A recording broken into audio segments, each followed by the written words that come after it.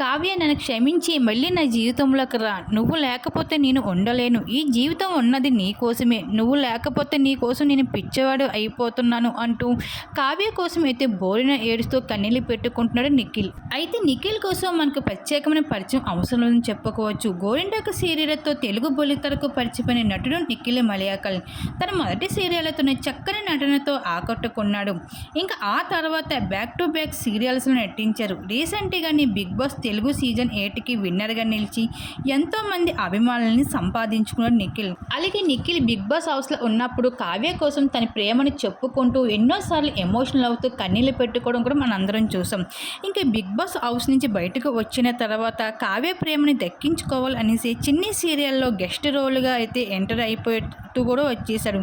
అలాగే నిఖిల్ సోషల్ మీడియాలో చాలా యాక్టివ్గా ఉంటారు. తన పెద్ద అప్డేట్స్ని కూడా ఫ్యామిలీకి సంబంధించిన మూమెంట్స్ని అన్నిటి కూడా అభిమానులతో షేర్ చేసుకుంటూ ఉంటారు. అయితే తన కావ్య ప్రేమని ఎలానే దక్కించుకోవాలి అనేసి ఎన్నో ప్రయత్నాలు అయితే చేస్తూ వచ్చేసాడు నిఖిల్ కావ్యల మధ్యన ఉన్న లవ్ స్టోరీ రోమాన్స్లో అయితే చాలా ఎక్కువ అవుతున్నాయి. కానీ వాటిపై నిఖిల్ కానీ కావ్య కానీ అసలు ఏమి స్పందించడం లేదు. అలాగే వాళ్ళ మధ్యన ఉన్న గొడవ ఏమిటో ఇంతవరకు కూడా అభిమానులకు కూడా ఎవరికి కూడా తెలియదు. కానీ నిఖిల్ మాత్రం కావ్య ఎంత వద్దనుకున్నా కావ్య ఎలాగైనా సరే మాట్లాడాలనేసి చాలా ప్రయత్నాలు చేస్తున్నాడు. కానీ కావ్య మాత్రం కావాలని నిఖిల్ని ఏం పట్టించుకోవడం లేదు. అయితే నిఖిల్ ఎన్ని ప్రయత్నాలు చేసినా మాత్రం కావ్య మాత్రం తన మాట్లాడడం లేదు, తన దగ్గర కూడా వెళ్ళడం లేదు నిఖిల్ దగ్గరికి. ఇంక ఈ విషయం పైన నిఖిల్ అయితే చాలా ఎమోషనల్ అవుతూ కన్నీళ్ళు పెట్టుకుంటున్నాడు.